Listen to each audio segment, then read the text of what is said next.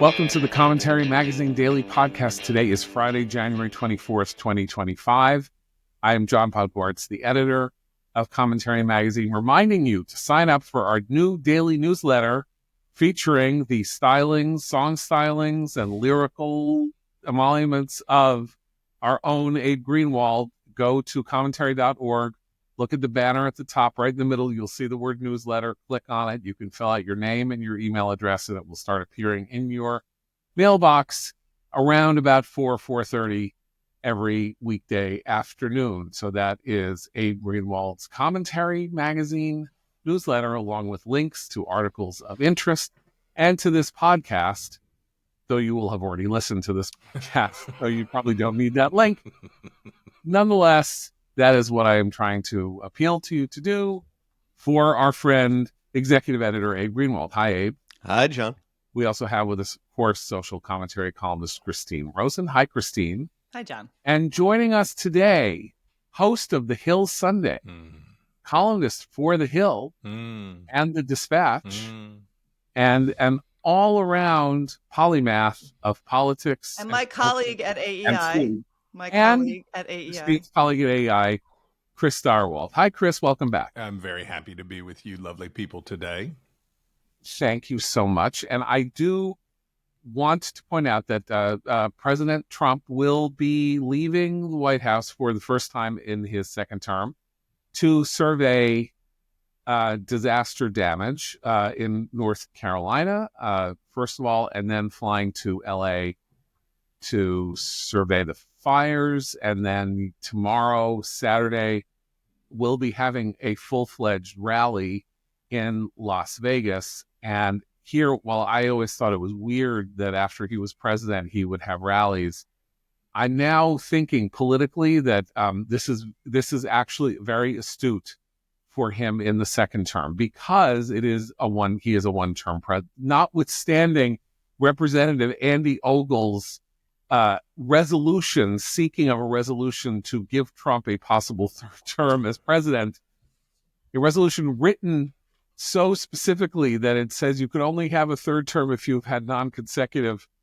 first two terms, thus preventing Barack Obama apparently from taking advantage of a constitutional amendment that would grant Somebody check on Grover Cleveland. Yeah, I mean, it is comical in the extreme. But what I mean to say here is that the Trump rallies and Trump's reminder to Washington and to the media and others that he still has a connection to the electorate that brought him in and that is enthusiastic about him, that connection is not only negative, or his power is not only negative in the form of bullying and yelling at people on Twitter and X and Truth Social and whatever, but that this connection is real and personal because he's a lame duck. I mean, he's already a lame duck. He's covering his lame duckness with a flurry fire hose of activity.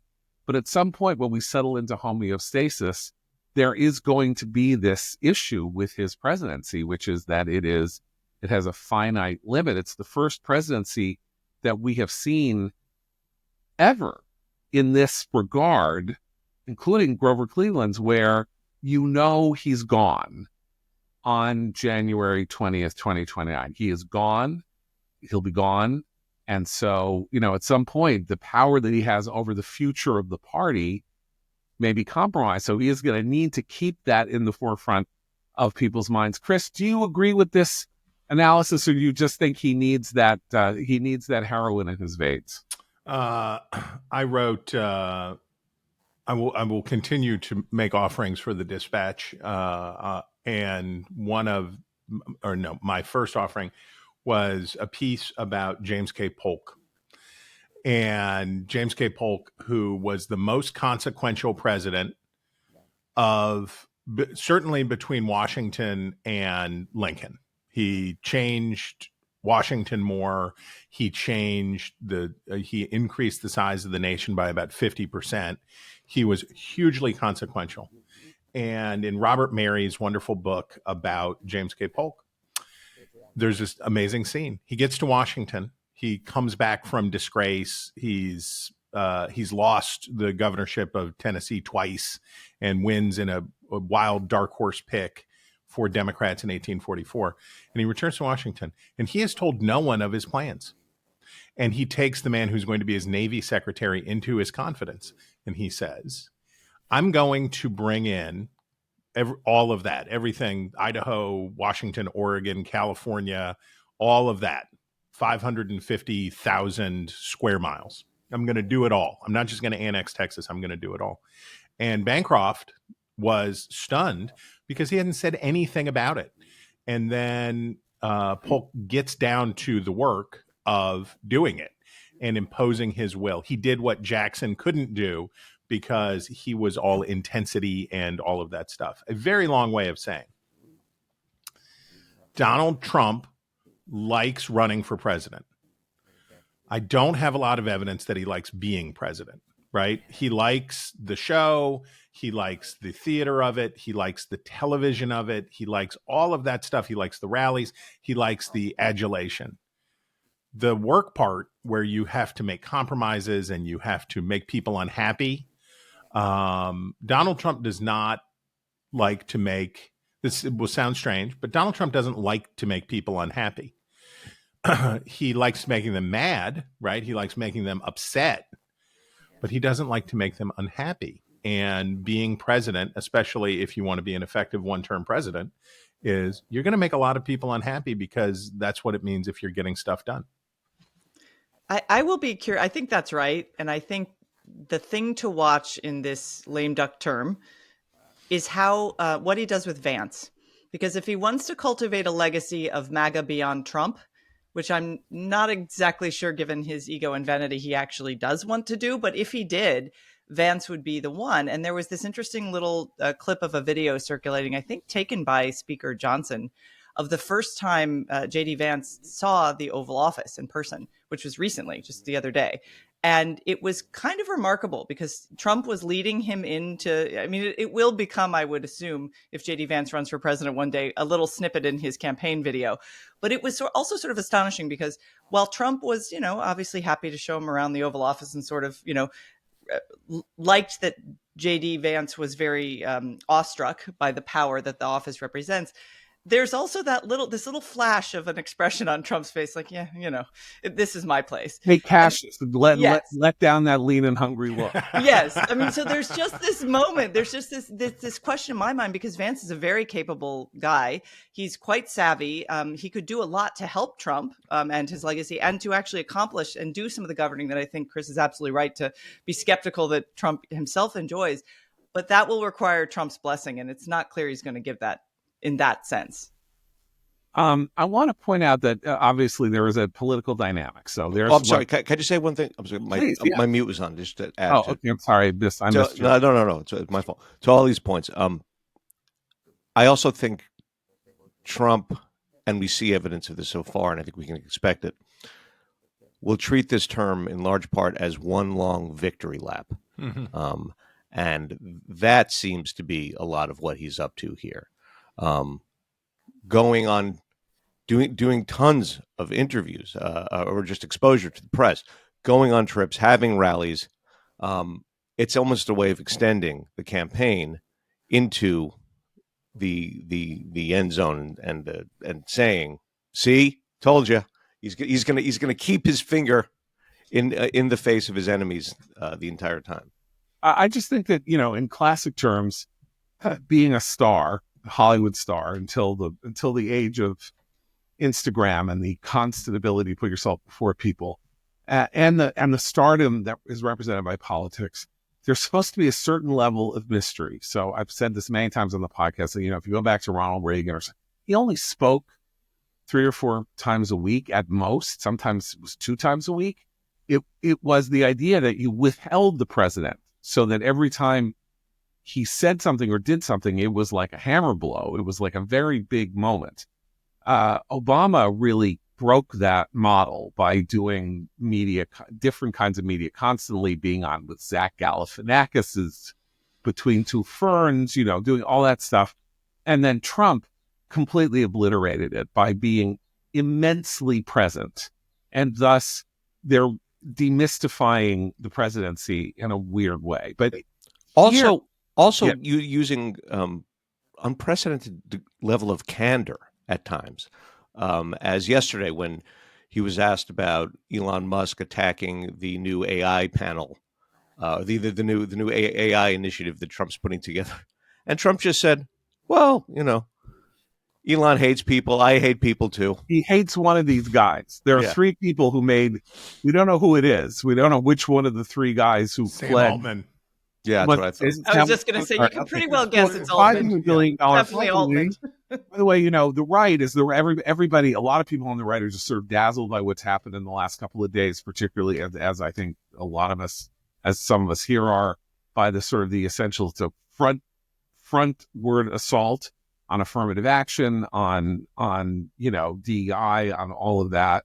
And the right seems not to have noticed the unbelievable mercantilism evident in the president having three major industrialists standing there saying, we're all together, government and these three guys, we're going to be advancing AI.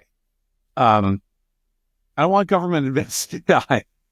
I may want government limiting AI. I may want government, like keeping a harsh eye on AI and making sure that it doesn't go places that AI shouldn't go. And I certainly want government to keep an eye on what China is doing with AI. But this is the heart of MAGA, right? Which is, it's not anti-elite, it's anti those elites, right? It's about replacing those elites with our elites. We've got to bring our elites in to replace those people, and those elites who are present can get on board. They can join, but it is all oars pulling in the same direction that we want, and against cultural Marxism and against all of that stuff. And how striking was it to see Jeff Bezos and Mark Zuckerberg and all of these folks who I believe that the mistake of 8 years ago was the obsession against normalizing Trump and treating Donald Trump like it was a fluke, a cold. The country caught a cold, and we're going to ride it out. We're going to ride this out. And when he was defeated in 2020, it seemed to confirm that, okay, it was a weird thing that happened. Hillary Clinton was a bad candidate. It was a weird time. And now we're back. His return says, no, he is normalized. It is, he won the popular vote. He's returned. And the downsides for that, for Trump's critics, are that no one will be there to put a check on him. But I think a lot about Oscar de la Renta these days, because as Christine, as opposed to previous days when I know, I was going to say, as Christine, it's top of mind for you. As Christine knows, fashion is fashion is your beat. I got it. It's how I live. But so Oscar de la Renta designed Melania Trump's inauguration attire, including her Spy versus Spy hat. The hat was from somebody else. With Zorro. Yeah. I'm still going with Zorro. The white band, come on. Mexican people. That's the Black Crow from Spy versus Spy because of the white band. Be real. But if you never had Oscar de la Renta designing your clothes, you can't lose Oscar de la Renta designing your clothes. But if you have Oscar de la Renta and you have all of these people, now you have something to lose. And Donald Trump is obsessed with his legacy. He's obsessed with being liked. He's obsessed. He is all of those things. And he definitely wants to do promises made, promises kept, and tell his supporters that he is there for them and he's going to do all that stuff. But I wonder now that the broader, the elite of the elites and in general have acquiesced, okay, this is where we are, this is what we're doing. What leverage does that give those people as a check on Trump? And will it be more effective, perhaps? Well, you can play this back in 6 months when I'm 100% wrong, but will it be more effective, perhaps, than trying to isolate him? Well, Trump's populist Achilles heel and the great irony of his personality is that he's always craved mainstream acceptance by the cultural elite. He's sought it his whole life. And then when he gets it, he loves to show his own power by pretending to reject it, but he really does love it and he wants it. And it's completely understandable given his background and how he grew up and the era in which he grew up. But it's an important question about the cultural reaction to Trump this time around, because I try to follow sort of these cultural stories, how, the fact that all the Trump children were there and some were dressed by well-known designers. No, there's going to be a boycott, but it never quite materialized in the way that everyone fell into lockstep on the left after 2016. So that leaves, you're right, it actually does deprive him of some leverage and some sort of standing among his own coalition to say, look, they're against us. Look at how much they hate us. I'm here as your vengeance. But it also would perhaps normalize. I mean, this is a separate issue from normalizing Trump and his way of governing, but it might normalize our politics in a way, because people, I go back to this sense of everyone's a little exhausted with some of these culture wars. And I think that's why we're seeing all the corporations just absolutely cave in relief when DEI is stripped from the law, or don't make me get rid of this extraordinarily expensive and disruptive program. Useless program, right? Like, Christine, you're saying that people are tired of the culture wars, and the only thing now that the left, not this acquiescent corporatist world that joined in the anti-Trump movement because they calculated that it was better for their bottom line. It was the classic Trump was better for their bottom line running in 2015, 2016. It was what Les Moonves and Jeff Zucker both said at CBS and at CNN, that, man, we're getting great ratings. And then suddenly it's like, oh no, this guy's president. It'd be better for our bottom line. We're resistors. We're gonna fact check. We're gonna attack him. We're gonna do all of that. And they're people, the people who worked for Meta and the people who worked at CBS, and it was sincere, right? They were totally sincere, absolutely sincere. And now what's left, because they are, that didn't work, and we didn't like, and we were nice to them, meaning the people who wanted us to do this. And you know what they did? They came after our jugulars. They prompted some very expensive lawsuits for CNN and elsewhere. Well, no, but I mean, they had meetings, and they occupied our, we're at the New York Times, and we have to deal with people on our staff saying Barry Weiss is going to get me killed. Fights inside CNN, all these places. It's like, we did what you wanted, and all it did was stoke your appetite to take us on. It's like the moment in The Crucible, in Arthur Miller's The Crucible, when the girls who have taken over, the town of Salem with their cries of witchery, at one point turn on the judge and say, hey, I think I saw you in the woods. And the judge says, hold it right there, young ladies. Do not go too far, and then they drop it, because it was like, the judge is like, don't come far, but you're not taking over my job. And they kind of, the woke resistance sort of tried to do that, and it worked in some places. And now Trump has given them an excuse to take back their own businesses, their own corporate structures, and to retire this bizarre thing where they, in the pursuit of what was good for America in their minds, turned out to be internal revolts against them. Once Jeff Bezos decided, you know what, I'm keeping Will Lewis. I'm keeping our new publisher. It's a publisher who has been under assault by the internal. By the staff at the Washington Post for a year. I won't be mau-mau'd into this. I'm not going to do it. And the Times did it much more gradually, but did it, right? They resisted the resistance in their own way.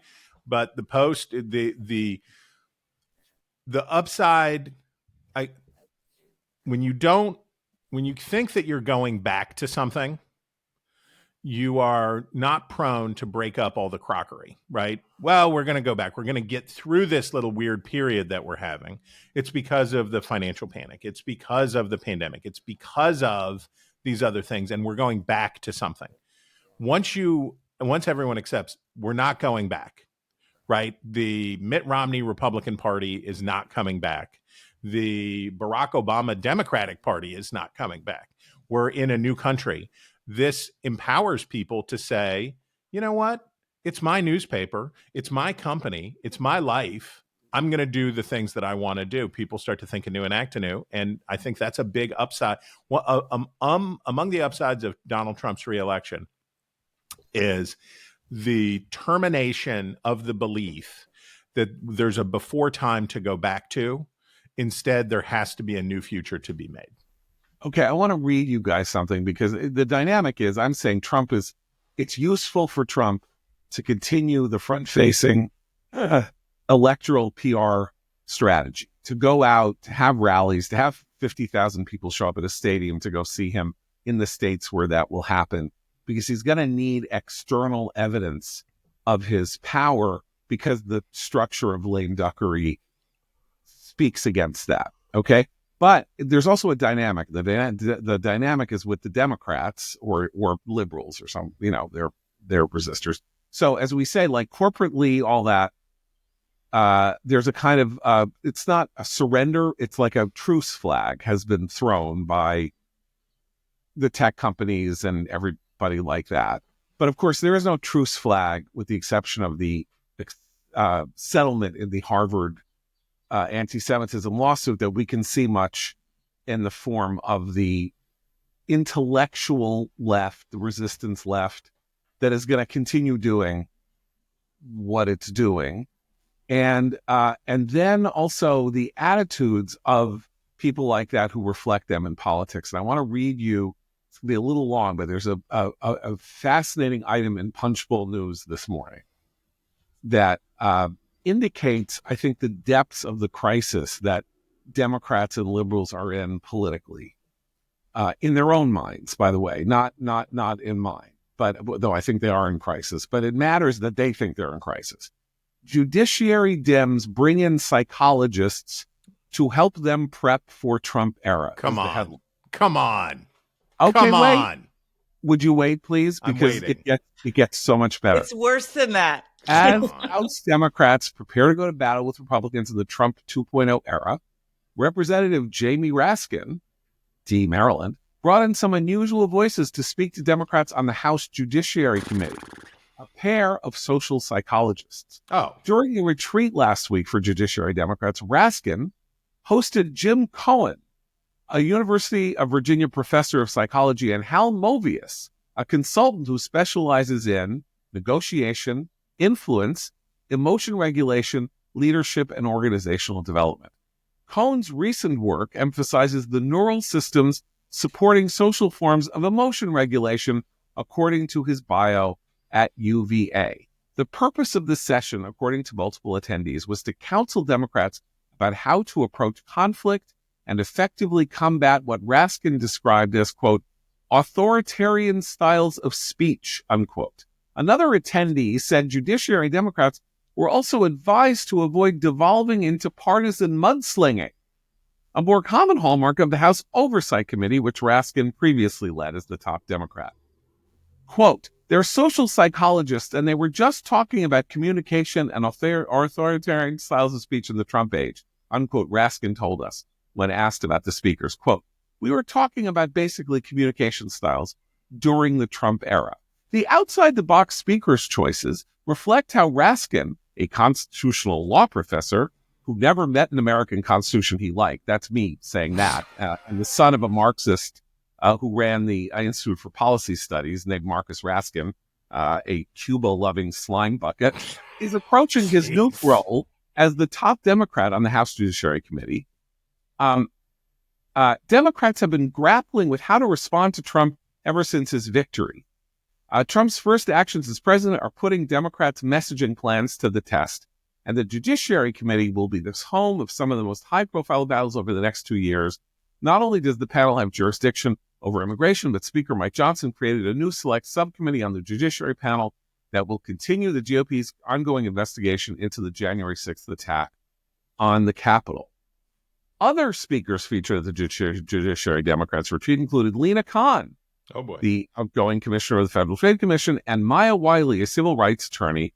Maya Wiley ran for mayor of New York in 2021 as somebody who was like an MSNBC speaker, and is roughly to the left of Stalin. So here's my question to you. Very nice woman, by the way. I like her, but John putting the punch in the Punchbowl news summary there. A little soft. So in the 80s, there was an obsession on the left with how Reagan controlled vocabulary, and the left needed to learn how to introduce words and terms into the discourse to seize the high ground from Michael Deaver and Reagan. And there's a linguistics professor at Berkeley named George Lakoff who kept saying, don't use this word, use that word, and don't say this, say that. And this is how you convince people of thus and such. And why did Trump win? He won because, as the New York Times polling revealed over the weekend, 60% of Americans now want every illegal alien in the country deported. Didn't win because he used fancy words and his infiltration of the language and how he uses rhetoric and his authoritarian terminology. It's because he proposed very direct policy changes to the United States, a place that doesn't seem to be working very well, that people responded to. So rather than bringing in an industrial psychologist who helps you with emotion regulation, maybe you need to figure out how to co-opt his policies that are popular, or at least, okay. This is a classic example of even the earnest, and I'm not necessarily including Jamie Raskin in this, but there's a sort of contingent of the earnest left that constantly overthinks defeat and tries to spin it into to intellectualize their own defeat. And this is a perfect example of this. First of all, it's quaint that they're advising, that these academics are advising Democratic politicians not to engage in this practice of mudslinging. I'm like, we have been in the era of full-on mud wrestling for at least 10 years. So that's actually sweet that they think we're just flinging mud. But it does suggest, it's the same thing they did after the Joe Rogan appearance, right? It's hemming and hawing. It's like, how do they capture the imagination of Americans so well? What are we missing? And as you say, John, they're missing on the policies because they don't actually talk to ordinary people enough. They talk to a sort of class of professionals who tell them what ordinary Americans think. And too many of their elected officials aren't really ordinary themselves enough to have power in the party. I mean, they're listening to people like Nancy Pelosi.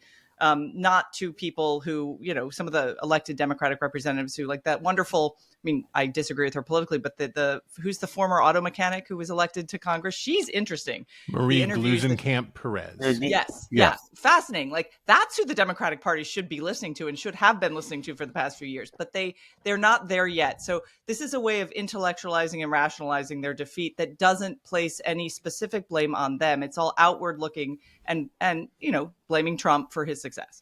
And the joke of it is that, they're obsessed with Trump co-opting the language. That's their game. This is what the left does. The left changes the language. The left says use these words. You'll change these thoughts. So all Trump is doing is saying no. Well, there are two sexes. Yeah, I'm using the language that we've always been using, and they're turning it into some power game.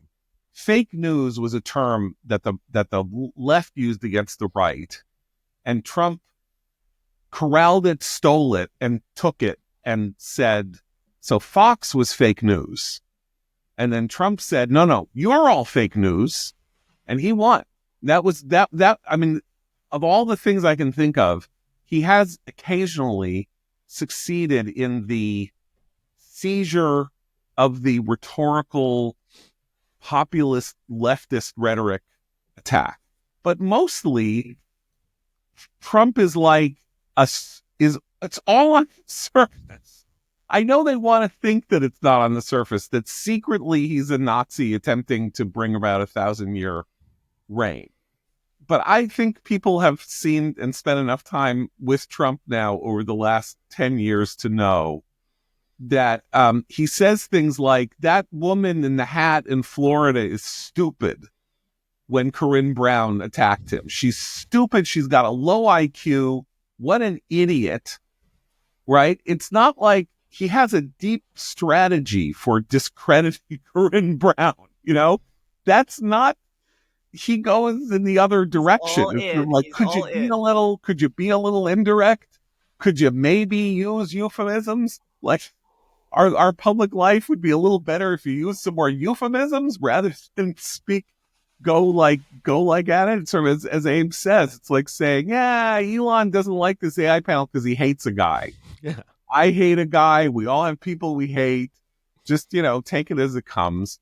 All of that. Now, you can be amused by this. You can not be. You can still find Trump a terrible threat, or you can think that this is the most wonderful thing on earth. I notice like serious intellectuals on the right, in the same way they've been co-opted in every possible way by Trump, are now like emailing Elon Musk to demand, and Google and Tim Cook and various other people to demand that they change the word on the map from the Gulf of Mexico to the Gulf of America. So you say Like, serious intellectuals? Serious Okay, so the intellectuals? editor of the New Criterion, would that count as a serious intellectual? Apparently not. And they're wrong. They're wrong as a matter of policy, because the Associated Press, which also refuses to make the change, points out correctly they did make the change on the Denali Mount McKinley switch, because that is 100% American territory, and he's allowed to say, I'm renaming that mountain because he's the president. He does not control the entire Gulf of Mexico. That is a shared body of water in terms of our sovereignty and Mexico's sovereignty. So he doesn't get to unilaterally change it in the same way. And so I think there's actually a reasonable explanation as to why he can't do that. Rhino. And it will become. I grew up on the Gulf of Mexico. I have some cred here. And it will become a litmus test right. for whether or not you can see the emperor's clothes, right? If you won't say Gulf of America, right, it will become this shibboleth about, okay, we know who's who. Like Latinx was for the left. Yes. Sorry to interrupt. Oh yeah. So I think having Republicans for years paid Frank Luntz lots of money to come in and tell them how to say things, right?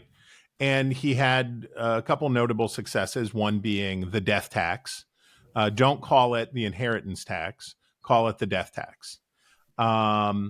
This is back in the Freedom Fries era of the Republican Party. The death tax was 10 years earlier than the Freedom Fries, but yes. But the idea of we're going to find a way to repackage things that people don't like and make them like it by branding it differently is old. But you're all very right, which is it's better politically to have products that people actually want rather than convincing them that they're wrong about what they think and beguiling them into doing what they want to do. I suspect that the right obsession, both the left and the right, are obsessed with the names of things. They're obsessed with what we're calling it. Is it this or is it that? What the New York Times polling tells me, what the National Opinion Research Center from the University of Chicago tells me, what I see in the survey work is this. Democrats lost more than Republicans won. The verdict of the election was that the Biden-Harris administration was a disaster. That's what the voters seem to have said. Donald Trump's personal favorability remains low. He did not become more popular, particularly. When you look at the AP NORC numbers, his approval rating in January of 2021, or his not approval rating, his favorability rating, how people thought about him, was like 36% favorable. And when he took the oath this time, it was like 41% favorable. So it was better than it was 10 days after he whipped up a mob who went down and smashed in the windows at the Capitol. It's better than that, but like 5 points better.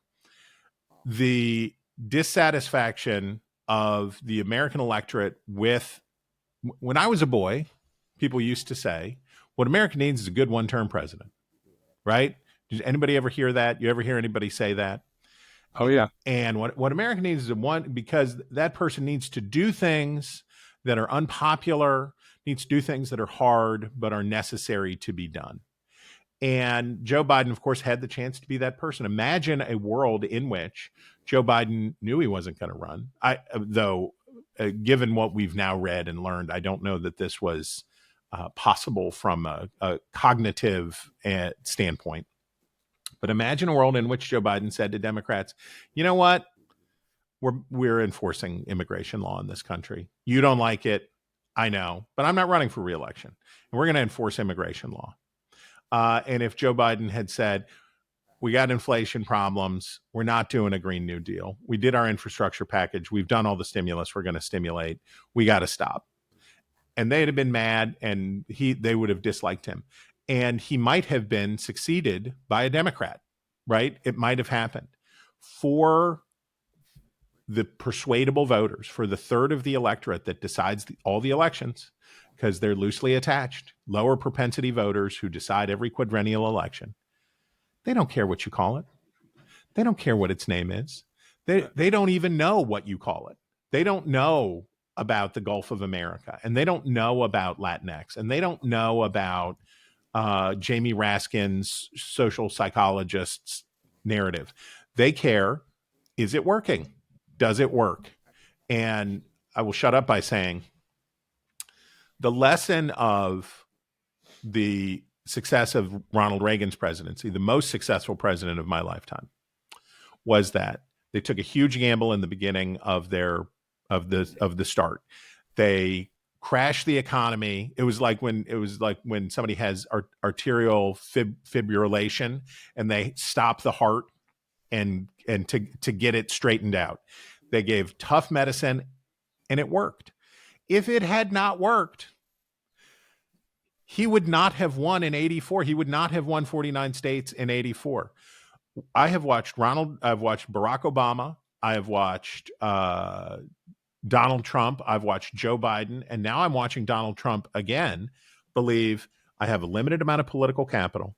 I have to jam through a bunch of stuff that is controversial or people don't like. I've got to jam it through because I'm going to run out of time. The truth is, if it doesn't work, it doesn't matter. It's got to work. It has to actually work. And what Joe Biden didn't work. And if what Donald Trump does work, it won't matter what they call it. If people say gas is cheap, crime is, I feel safe, I don't see migrant camp cities around the city where I work, and things feel like they're okay, then the Republicans will do fine. But if it's a mess, it won't matter what they call it. But I love your initial point there was so good because Biden could have attempted to Trump-proof the country. Instead, he Trump-baited, right? Totally. And that's what he took as his mandate. Because they didn't mean it. He didn't mean he was going to be a bridge. Right. He meant, I've been spending my entire life trying to get to this White House, and I'm going to stay there playing with my fingernails until you rip me out of it. And you know what? Nancy Pelosi made me quit, and she was wrong, and I would have won anyway. And now I'm going to go out to California and cry when I remember that I was president before I sundown.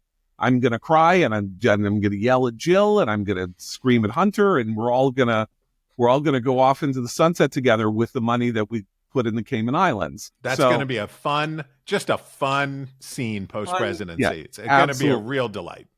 Now, it's important to do difficult things that work. And if they work, then your presidency is assured. And if they don't work, they don't work. So Bush's initial response to 9/11 basically won him a second term 3 years later. And his handling of Iraq and Katrina and other things meant that the public ended up judging his presidency, though he did serve a full 2 terms, as a failure. But you do popular things and you don't do unpopular. That's a good way to start because it then also helps build the political capital. So I pointed out the New York Times survey that said that 55 to 60% of people now believe in total deportation and all of that. You know what that same survey said? 41% of those surveyed said that they believed that birthright citizenship should end, and 55% opposed it. And Trump, nonetheless, put out that executive order, ending birthright citizenship. It's already been blocked by a federal judge. A judge, right? So an appointee. Yes. So a Reagan appointee who was very old, by like 84, 85 years old. So, we're still being run by this Young at heart. gerontocracy, named John C. Cohenor, I don't know, his name is spelled Cohenor, said, not only did he block it temporarily, he said, this is a blatantly unconstitutional order. Frankly, I have difficulty understanding how any member of the bar would state unequivocally that this is a constitutional order. It just boggles my mind. So it's not like this guy is saying, well, it's going to have to be adjudicated. Send me your briefs. I would like to read your brief. And then the other two, the attorneys general of the states will send me their briefs and we'll brief it out. And then we'll have a good argument. He's like, this is unconstitutional. Are you crazy? Why are you wasting my time with this? And not only is he saying it because he's right, but the public is not for this. Well, and this is why. This is where Trump is doing what you guys are both accusing the Democrats of having done, which is he is kowtowing to some intellectual elite on his side, yes, but led by the moronic John Eastman, an idiot for many decades in the legal community, coming up with horseshit argumentation.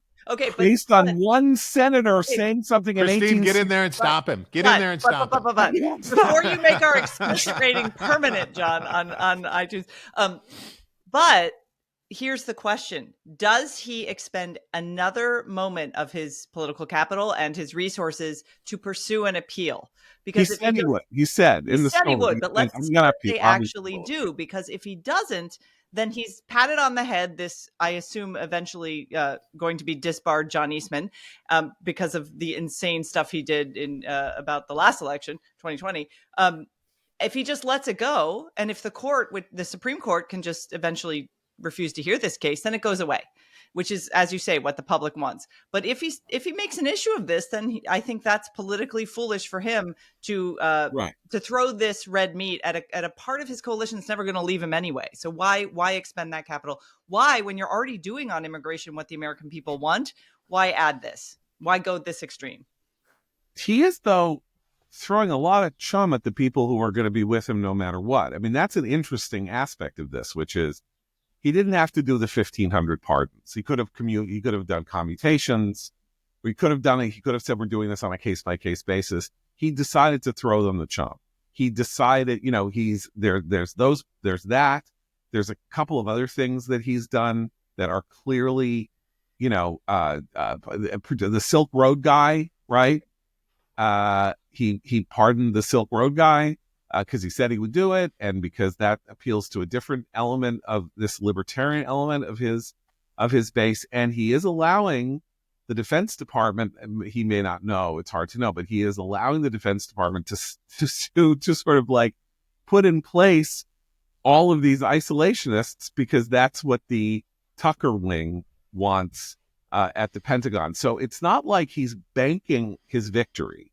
He is trying to, whether this is conscious or it's just instinctual, he is trying to ballast it and support it with, supports in order to appear as though he is first of all, impregnable on his own side, but also that he will have just this wild enthusiasm from the entirety of the right, and that will power him through. Again, I think more instinct than this is, someone's sitting there providing him with political theory that says this is a way to maintain stripping the security now also from Pompeo and one of his aides, like the stripping Brian security. Hook, Mike Pompeo, and John Bolton, all three under active threat of assassination by Iran, have had their security details removed from them. That's the Secret Service security details. I know a little bit about this because Michael Mukasey, who later became Attorney General, friend of my family's, and in fact had a house at the beach on the same cul-de-sac as my parents in the 90s. And after he was the judge in the Blind Sheikh case that sentence the blind sheikh. There was a fatwa against Mike Mukasey, and he had 24/7 protection for, I don't know, 20 years, something like that. And it is, by the way, not anything that you really want. Like, this is not a privilege. You are essentially being kept prisoner. Yeah, it's not a You can't perk. go, It's not you a perk. drive to the grocery store to get, eggs. 3 people will follow you. People come onto your street. Our car was searched. Like my car would be searched before I could to drive. It and people follow you. And like friends of mine who are under this kind of threat. Ben Shapiro. Like there are people, like they are living in a very circumscribed way. But as we know from Nobody wants this. as we know from the Salman Rushdie incident, it's necessary in That's the right. long term. I mean, Yeah, it was 34 years after Salman Rushdie's fatwa that he nearly was killed on stage at the Chautauqua, at Christine's favorite summer retreat, the Chautauqua Institute. I've only been there once. It's your lovely. favorite. You love it. You love it. You love a good Chautauqua. Come on. There are very nice people there, I have to say. Anyway, so that's pretty appalling. I mean, it's beyond appalling that he's done. I mean, it's not even, Petty doesn't even describe it. I mean, is it like, does he want them killed? Because as Abe says, like, we actually have examples of, now that wasn't Iran planning. That guy wasn't sent by the mullahs to assassin to get Rushdie. do we know that? I think so, don't we? I don't know. I don't think we know anything. I mean, he claims that was his motive. No, it was his motive, but Yeah. it's not like somebody is like, called him up and said, "Would you lovely dark and deep?" But a fatwa then- gives everyone the motive. They don't have to be. That is the directive. Okay. It is a directive. From Yeah, the them. fatwa wasn't lifted. Right, that's right. Okay, so But he if- wasn't like a sleeper agent in that sense. Right. He was an intellectual, moral, spiritual, religious sleeper agent, but not an actual triggered sleeper agent. So there's home cooking that you can do to tell your base that you're there, and that's all. And you can do a lot of that with symbolism. You can do send a message, right? And Trump getting his little table set up there at the Verizon Center, whatever it is, to say, "Look, I'm doing it." Right? It's bread and circuses. Simultaneous bread and circuses. We have marching bands, and I'm doing things for you. I'm doing it. You can do a lot of that stuff, but will Pete Hegseth be worth it? As an example, you could find a lot of people who would do the things that Pete Hegseth wants to do at the Pentagon. There's a lot of eminently qualified people who don't have bad FBI reports, who don't have former spouse problem, don't have that stuff. And you could put them in and they would go do it. Lee Zeldin is going to be a conservative dreamboat at EPA, right? Boring old Lee Zeldin, who has probably never done anything to embarrass his family ever once in his life. A very nice man will be a conservative dreamboat at the EPA. He'll go in and he'll do stuff that will make the environmental left crazy, and he'll probably be very effective in doing it. The new energy secretary, you look across the cabinet and you can see, if you're conservative or you're right wing, you can see all these people that are probably going to be very effective in doing the work that they're going to do. And then you see people where you say, oh, this is to send a message. Picking Pete Hegseth, we're sending a message. We're letting you know that we have disdain for you, Susan Collins, you, Lisa Murkowski. We have disdain for you. We have disdain for you, Joni Ernst. We don't care what you think. You're going to eat it. And how many of those do you get? Right? How many of those do you get? You get Pete Hegseth, but do the people who had to eat it then say, but Tulsi Gabbard, no. At some point, you push people to the point that they say, no, now I'm not going to do it. And for Trump to go back to where you began, John, the thing about lame duckery is it's an enchantment versus disenchantment cycle. When a president wins re-election, the enchantment cycle reaches it is restored. We're back. We're here. It's better than ever. It's more than ever. And then the disenchantment cycle begins. Well, actually, now that we're back, he's the deporter in chief. Actually, we're back. The Social Security privatization is crazy. Actually, we're back. So as soon as the bubble gets pierced in a second term, it deflates pretty quickly. And your question, John, was, does holding public rallies help Trump keep the bubble inflated? Does the enchantment phase last longer because of the rallies? I think yes, in the sense that if you are a Republican in a state where Trump is going to come and hold a rally and fire people up and speak against you, you've got to think about it. You have to say, but what does it do to Susan Collins? What does it do to Susan Collins? What does it do to Lisa Murkowski? What does it do to the restive ones, to John Curtis in Utah? What does it do to these folks who are liable to be the ones who puncture the bubble?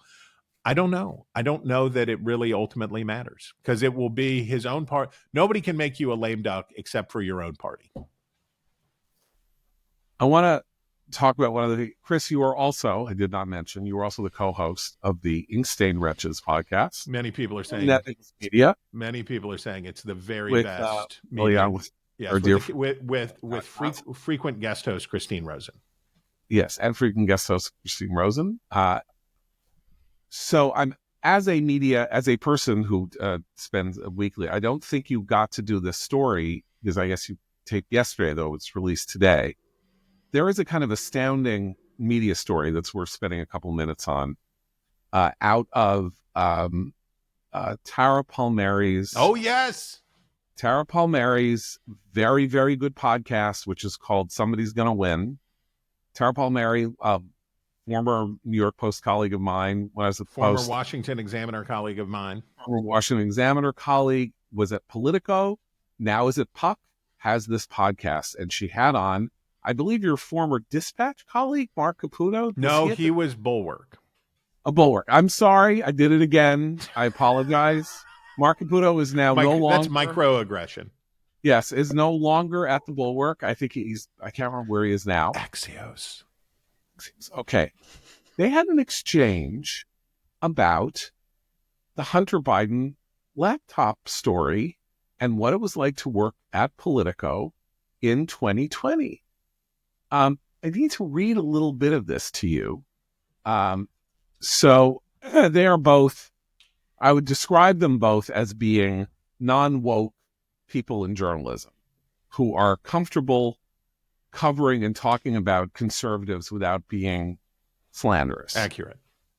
Okay. So Puto says, hey, remember when Politico did that terrible, ill-fated headline about 51 intelligence agents saying that the Hunter Biden laptop was disinformation or bore the hallmarks of disinformation? Turns out that story was closer to disinformation because the Hunter Biden laptop appeared to be true. And then Palmieri says, Facebook also pulled down all stories down about the Hunter Biden laptop, and I think Twitter did at the same time too. Caputo, right, correct. They punished the New York Post. That didn't help. I mean, Politico, my former employer and I knew at the time, didn't do itself any favors. I was covering Biden at the time, and I remember coming to my editor and saying, hey, we need to write about the Hunter Biden laptop. And I was told this came from on high at Politico. Don't write about the laptop. Don't talk about the laptop. Don't tweet about the laptop. And the only thing Politico wound up writing was that piece that called it disinformation, which charitably could be called misinformation at the least. Palmieri responds, yeah, I mean, I had a hard time. You know, I wrote some pretty serious reporting on Hunter Biden, which actually ended up getting him prosecuted, the story on the gun. I spent 3 months on it. I went to the laptop shop. I did all the reporting in Delaware. I did all of that. But yeah, that story had to be 100% nailed down. I had everything, the police reports, I'm a solid reporter.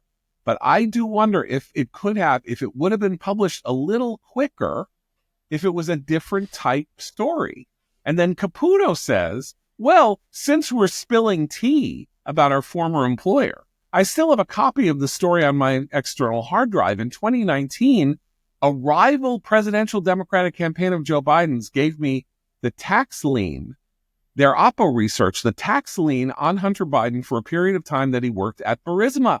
And I wrote what would have been a classic story saying, the former vice president's son was slapped with a big tax lien for the period of time that he worked for this controversial Ukrainian oil concern, which is haunting his father on the campaign trail. That story was killed by the editors, and they gave no explanation for that either.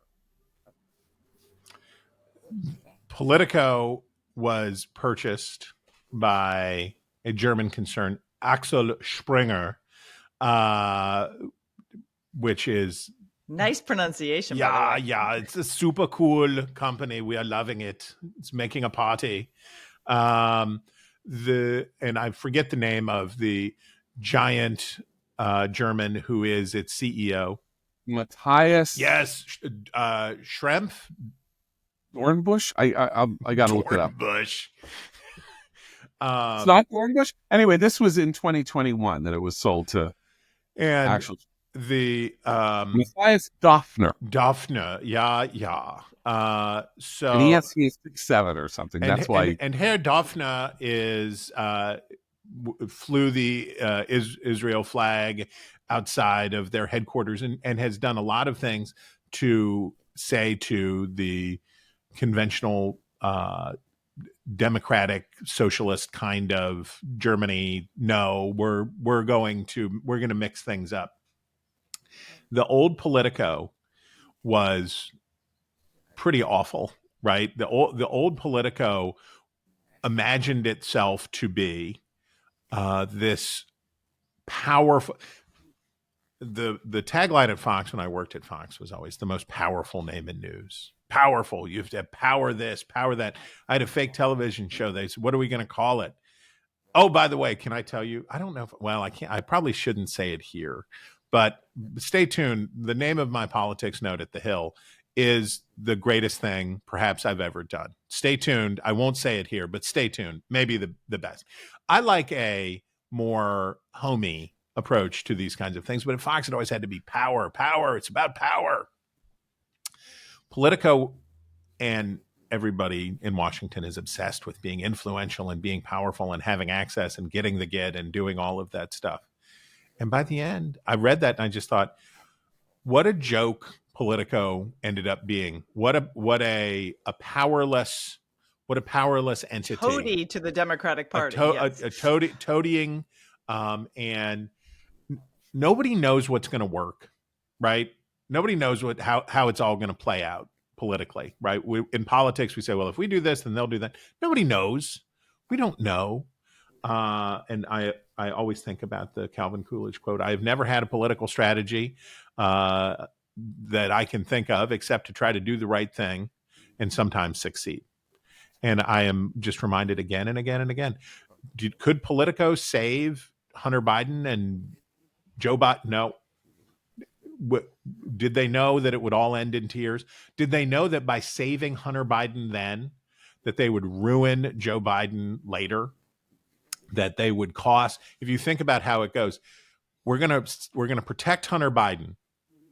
It's a sad story about this man struggling with addiction, and his father's already lost so much, and we're gonna protect Hunter Biden. In the end, here is Hunter Biden whispering in his father's ear, you must stay. You must stay. You must fight. You must remain. You must pardon me. You must. How much better off would the Democratic Party have been if Politico would have run Mark Caputo's story and every other bad story about Hunter Biden early on, and either it would have done in Joe Biden's presidential ambitions, but maybe it would have done in Hunter Biden. Maybe it would have gotten Democrats sooner to the point about Hunter Biden where they all eventually got, which is gross. What is wrong with you? Why are you there? Can I add something here? Yeah, please.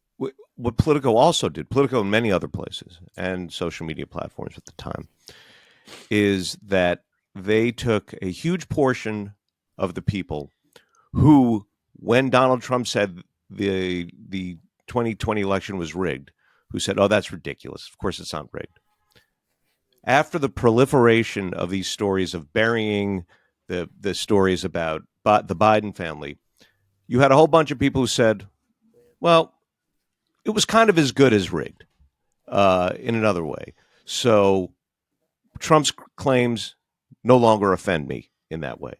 Right. Okay. I believe so. Two things. One of which is this kind of story that the talking tea on Tara's podcast, we need more of, because this is a check. Now, I granted it's 4 or 5 years later, they don't work there anymore, and clearly don't have any interest in working there ever again, even though the people that they're attacking are no longer there, I believe. And by the way, to say that Politico failed is not justified by the fact that Axel Springer bought Politico for $1 billion.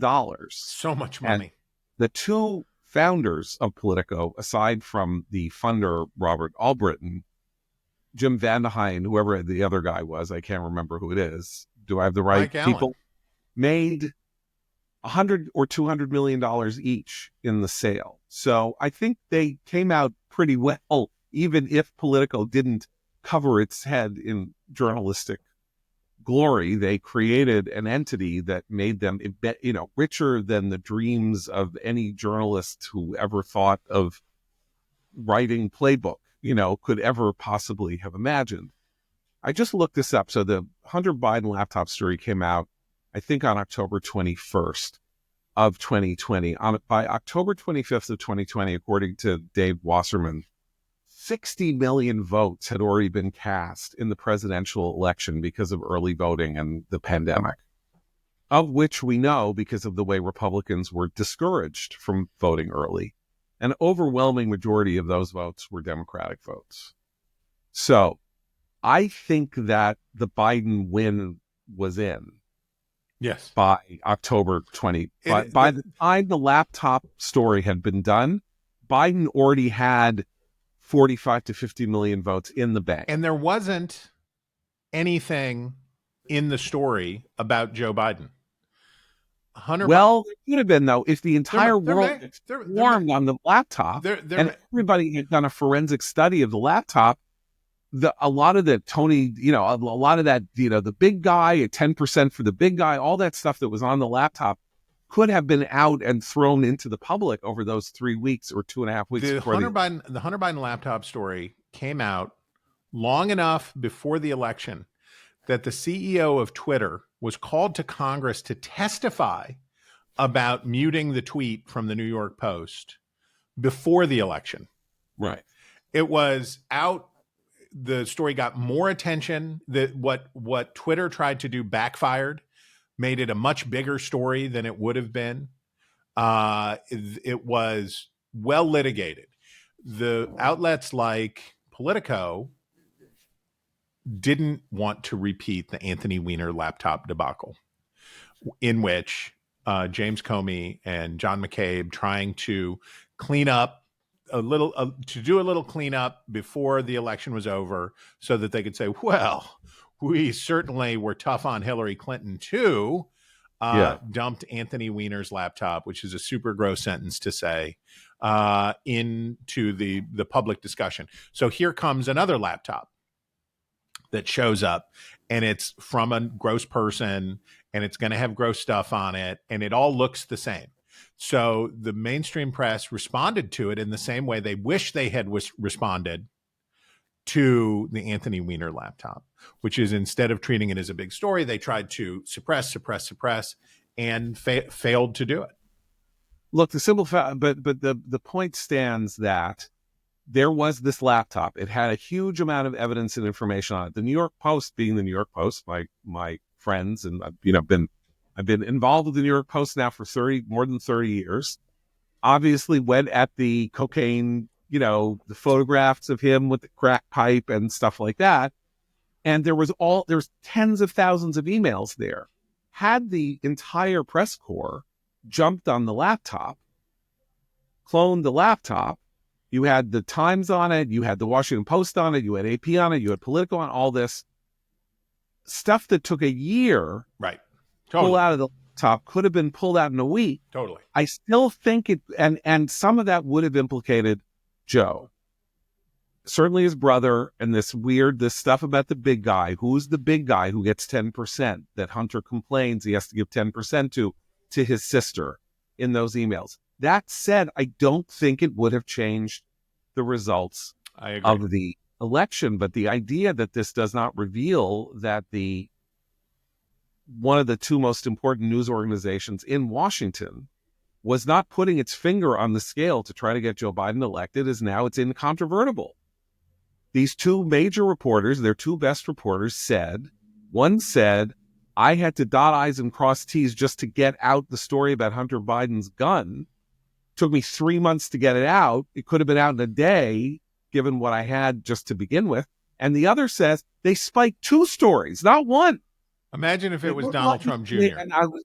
Imagine if it was Donald Trump Jr. Yeah, exactly. So I just think as a story about one of the reasons that the mainstream media are sunsetting in the estimation of the public, and it's not just the estimation of us and conservatives and all that, but just fair-minded people who pay some attention to all of this, saying, they're not telling you the whole story, and we have no confidence that you're getting the whole story out of anybody anymore. We have to get to the point where people, am I a mainstream media journalist? Yeah, I guess. I mean, I don't know. The Hill now feels it's one of the highest traffic websites, blah, blah, blah, blah, blah. I don't know what mainstream means anymore, but I don't think there is a mainstream anymore.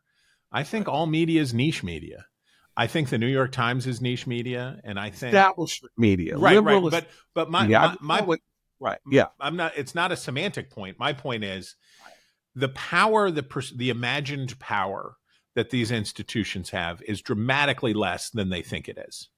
It is dramatically less than they think it is. And in the 2020 election, people at Politico saying, "Well, we have this power, we should use it for good. We should use it judiciously. We should use it against the bad people, and we should use it on behalf of the good people. And we have this role to play." Your duty is to your audience. Your duty is to the country. Your duty is to whatever else. But you're not. We have to stop thinking about them or ourselves, or however we want to say it, as the gatekeeping phase is over. We're done with the gatekeeping phase. There's no more gatekeeping. It all comes out. Everything comes out eventually. It all leaks out eventually. And narratives can be maintained for brief periods of time, but not very long. Not for very long. And you might as well do what you think is best and try to do it right, because you have to just trust that God will see you through, and that he has a plan for the universe, and you just have to do, well, I'll give you, it's real Styrewalt content. I'll give you two Coolidge quotes in the same podcast, which is, when you don't know what to do the work that's in front of you. You can't fix all the problems. You can't fix it. Just do it. There's something good that you could do today. Like when you're texting with your friend and he says, "Hey, can you come on in 30 minutes to our podcast?" And you say, and this has implications for my life. I'm going to have to get dressed. I'm going to have to get dressed. I'm going to have to get, but only from the waist up. Chris, if you're not watching us on YouTube, not only is Chris dressed, he is dressed in a beautiful, sharp jacket, and he is wearing, Andy Ferguson and Joseph Epstein, the only three people on earth who can pull off the bow tie, and he is wearing a bow tie, and it's very impressive. I had to get dressed for my whole day because I love you people, and I was so excited to get to talk to you. And now that you're a video product, yes, I have to. I couldn't come on here grubbing in a sweatshirt and a ball cap on. So sad. This is how much I love the Commentary Podcast. Okay. Well, listen, thank you so much for coming on the podcast. I had other stuff I wanted to talk about, but we were at like an hour and 10 minutes here. So I blame Calvin Coolidge. Always. Yeah, Calvin Coolidge always went on too long. Exactly. What a bore. That's the blah, blah, blah, blah, blah. Have a great weekend. Thank you, Chris, for Christine and Abe. I'm John Podhoretz. Keep the candle burning.